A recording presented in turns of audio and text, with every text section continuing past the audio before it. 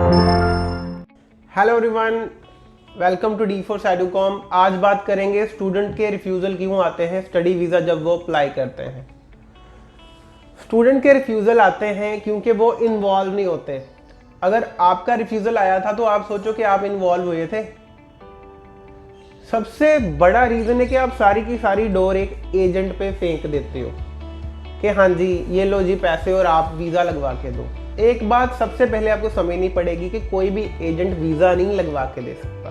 वो सिर्फ दो काम कर सकता है, एक ऑफर लेटर ला के दे सकता है और एक आपके बिहाफ पे आपकी फाइल सबमिट कर सकता है एम्बेसी को। That's it, offer letter and filing. ये दो चीज़ें बस उसको बोलो तो ध्यान से कर दे भाई। लेकिन आपकी प्रॉब्लम है कि आप बोलते हो मेरा वीज़ा लगवा के दे, मेरा वीज़ा हो जाएगा, मेरा वीज़ा हो जाएगा। वो भी बोलता हाँ जी पक्का वीज़ा हो जाएगा जी। आप वीज़ा की तो बात ही ना करो एजेंट के साथ, दो चीज़ों की बात करो भाई। तू ऑफर लेटर जो ला के देगा वो मैचिंग कोर्स प्रीवियस एजुकेशन के साथ प्लस मैचिंग सब्जेक्ट्स। ये बात ध्यान से समझ लोगे ना तो रिफ्यूजल नहीं आएगा। देखो दो चीज़ें होती हैं। एक, जब जिस भी प्रोग्राम के लिए कनाडा जाना है, डिप्लोमा के लिए जाना है, डिग्री के लिए जाना है, कोर्स के लिए जाना है, पहले तो वो प्रोग्राम मैच करता हो आपकी प्रीवियस एजुकेशन से जो आपने इंडिया में करी है। मतलब आपने नॉन मेडिकल करी है +2, तो आपने जो आगे जाना है कनाडा तो वो कोर्स मैच करते हो आपकी नॉन मेडिकल के साथ। ठीक है, आर्ट्स करिए तो जिस कोर्स के लिए जा रहे हो वो मैच करने चाहिए आपके आर्ट्स के साथ, प्लस जो सब्जेक्ट्स हैं अंदर आर्ट्स में उन सब्जेक्ट्स के साथ आपका कनाडा वाला प्रोग्राम जो आपका एजेंट आपको बोल रहा है अप्लाई करने के लिए, दोनों मैच करने चाहिए। दोनों मैच ना होने की वजह से बहुत सारे स्टूडेंट्स के रिफ्यूजल आते हैं। अभी मैच के अंदर भी एक और बहुत बड़ा पहलू है। चलो मान लो मैच भी हो गए, ठीक है, मैच भी हो गए जी। आपके 5 सब्जेक्ट्स थे, पांचों मैच हो गए जी। कोई एक मेजर है जी जो ज़्यादा चलेगा उस कनाडा वाले प्रोग्राम में, ठीक है। अभी देखना क्या होता है, मान लो एक बंदे ने नॉन मेडिकल करी और फिजिक्स से रिलेटेड प्रोग्राम उसने चूज कर लिया कनाडा में क्योंकि उसको पता जी मैंने फिजिक्स तो करी थी। अभी the important thing here is कि फिजिक्स में मार्क्स कितने थे मेरे। मान लो मुश्किल से आपने यहाँ पे फिजिक्स पास करी, 40% आपके मार्क्स, और आपने कनाडा में जी प्रोग्राम ले लिया सारा फिजिक्स वाला। तो एम्बेसी वाले भी सोचते हैं पहले यहाँ पे तो उसने मुश्किल से करी है, 40% सारे मार्क्स हैं, और फिर से वो प्रोग्राम चूज करके अपना देश छोड़ के किसी दूसरे देश में पढ़ने जा रहा है जहाँ पे और टफ होगा, तो ये आपका रिफ्यूजल आ जाता है।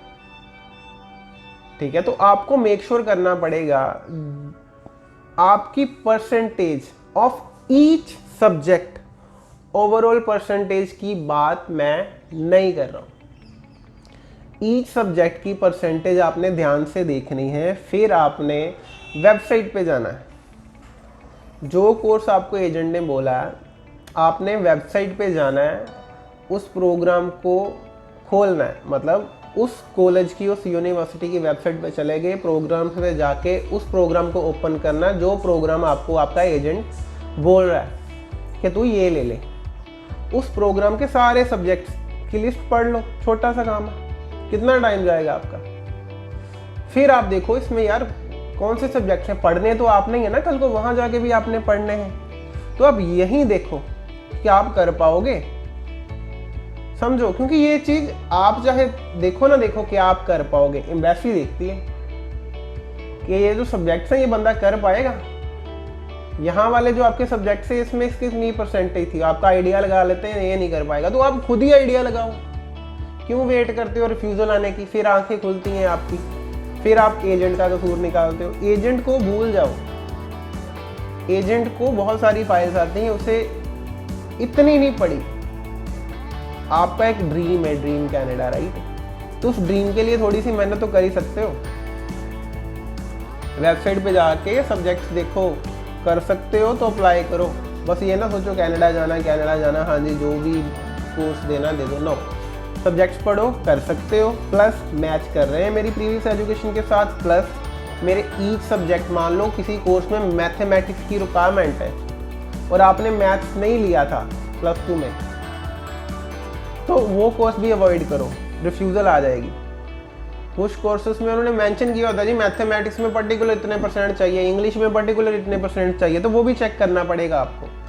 और ये सारी चीज़ें तभी पॉसिबल है जब आप छोटा सा काम करोगे वेबसाइट में उस कॉलेज की जाने का जहां आप पढ़ने जाना चाहते हो, कनाडा में। कॉलेज की वेबसाइट पे जाकर आधे से ज़्यादा आपको नॉलेज मिल जाती है और आपके लिए बहुत ज़रूरी है, क्योंकि आपने आगे जाके पढ़ना भी तो है, सिर्फ वीज़ा लेने से मतलब थोड़ी ना है। इतना होमवर्क तो कर ही सकते हो। ये जब आपने कर लिया, उसके बाद दूसरा स्टेप आता है SOP, मतलब स्टेटमेंट ऑफ पर्पस। ये पावर है एक स्टूडेंट के लिए, जो भी वो बोलना चाहता है, जो भी वो बताना चाहता है आगे एम्बेसी को, कुछ चीजें जो आप चाहते हो कि मैं बता दूं, मेरा केस स्ट्रांग हो जाएगा, तो SOP ही आपकी पावर है। लिखो उसमें, लेकिन आप लोगों को पता ही नहीं होता, एजेंट ने जो लिख दिया ठीक है। SOP आप लिखो या एजेंट को बोलो ये लिख, ऐसे लिख। एजेंट को सीधी सीधी चीज़ें बताए जी, गैप है जी, यहाँ इसका डिप्लोमा बनवा दो, एक्सपीरियंस लेटर बनवा दो नकली, या ये बनवा दो। आपको बोलेंगे जी ये गैप है जी, इसको कवर कर लो, कुछ बनवा लो या हम बनवा देते हैं। नहीं, उसे बोलो क्या ज़रूरत है, मेरे पास जेन्युइन रीज़न है, मैं जस्टिफाई कर सकता हूँ, तो हम लोग SOP में लिखेंगे। सेंस बननी चाहिए ना, it should make sense, what ever you gonna mention in your SOP it should make sense. अगर सेंस बनती है तो लिखो। गैप पे भी आपका वीज़ा आएगा बिना फेक डॉक्यूमेंट लगाए, लेकिन फेक डॉक्यूमेंट लगा लोगे एजेंट के कहने पे तो रिफ्यूजल फॉर श्योर। SOP बहुत बड़ी पावर है, समझ लो आपके पास मौका है बात करने का एम्बेसी के साथ, कुछ भी बताने का। जरूर ध्यान दो, ये दो चीजें आपने ध्यान दे ली ना, कोर्स सिलेक्शन और SOP, बस रिफ्यूजल नहीं आएगा फिर। तीसरी चीज, agent agent agent, visa visa visa, कि एजेंट ने वीजा लगवा के देना, ये चीज पे क्रॉस लगा दो। एजेंट ने अप्लाई करना है पहले ऑफर लेटर के लिए, बाद में वीजा के लिए। आप चेक करो दोनों चीजों को अच्छे से। जब वो कोर्स का अप्लाई कर रहा है, वेबसाइट पे जाके सब्जेक्ट्स देखो, प्रोग्राम देखो, फी देखो, टाइम देखो, सब कुछ देखो। और जब वो फाइल सबमिट कर रहा है, उसको बोल कोई भी डॉक्यूमेंट भाई तूने अपलोड नहीं करना मुझे चेक करवाए बिना, पहले मुझे दिखा, मैंने अपनी SOP देखनी है, मैंने सारे डॉक्यूमेंट्स देखने हैं A to Z, मैंने पढ़नी है अपनी SOP। अगर आपको नॉलेज नहीं है तो कोई दूसरा नॉलेज वाला बंदा साथ लो जो आपकी SOP पढ़े। SOP सबसे ज्यादा ध्यान दिया जाता है आपकी SOP पे। सारे डॉक्यूमेंट जो आपने अपलोड किए कोई देखे ना देखे, SOP पढ़ना चाहते हैं, जानना चाहते हैं मोटा मोटा कि इस केस में है क्या, आप हो कौन, क्या चक्कर है, क्यों पढ़ना चाहते हो, इंडिया छोड़ के कनाडा जाके इतने सारे पैसे क्यों खर्च करना चाहते हो।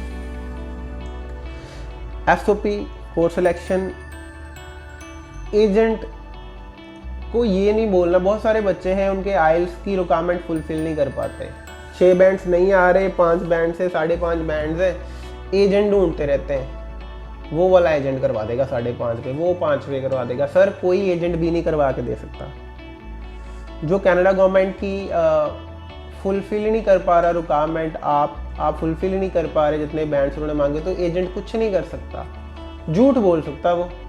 आप ही तो ढूंढ रहे हो ऐसा कोई एजेंट, तो फिर मिल ही जाएगा जो बोलेगा हाँ जी पक्का करवा देंगे काम ताड़ा जी, विल चार्ज दिस मच, इन्ने पैसे लाएंगे and you will get your visa. Visa की गारंटी कोई नहीं दे सकता। अगर आप में कोई कमी है, आइल्स की कमी है, गैप है, सब्जेक्ट्स की कमी है, और आपको अंदर से पता मेरा नहीं हो सकता, तो एजेंट्स ढूंढने बंद कर दो, उस कमी को पूरा करने में लग जाओ। फिर से टेस्ट दो, अच्छे से तैयारी करो, स्ट्रॉन्ग केस करके ही लगाओ। चांस ना लो अपनी फाइल के साथ, रिफ्यूजल मत लेके बैठो। 4 5 रिफ्यूज़ल, एक बार रिफ्यूज़ल आया, दूसरा एजेंट, तीसरा एजेंट, चौथा एजेंट। एजेंट चेंज क्यों करने हैं? रिफ्यूज़ल का कारण देखो और उससे फुलफिल करो, फिर एजेंट के पास जाओ, या एक अच्छा एजेंट पकड़ो जो आपको बताए हाँ जी कारण क्या है। अगर आप हमारे पास आओगे, आपकी रिफ्यूज़ल है, तो हम आपको सीधा सीधा बता देंगे ये वजह से आया, ये वजह पूरी कर दो, वो वीज़ा दे देंगे। वो तो वीज़ा देना चाहते हैं, कनाडा तो चाहता है जी आपको वीज़ा मिले, आपको PR भी मिले बाद में। If you want our help, आप कॉल कर सकते हो, हमें फ्री असेसमेंट करके देंगे, आप हमारे ऑफिस आ सकते हो।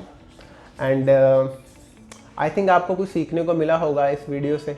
अगर आपको कोई और इन्फॉर्मेशन चाहिए, आप चैनल सब्सक्राइब कर लो, कमेंट कर दो, बहुत सारी इन्फॉर्मेशन आती रहती है। एक और वीडियो मैं लाने वाला हूँ जो पूरी कोर्स सिलेक्शन के ऊपर करेंगे, तो वो भी आप देखना, आपकी बहुत हेल्प होगी। Thank you for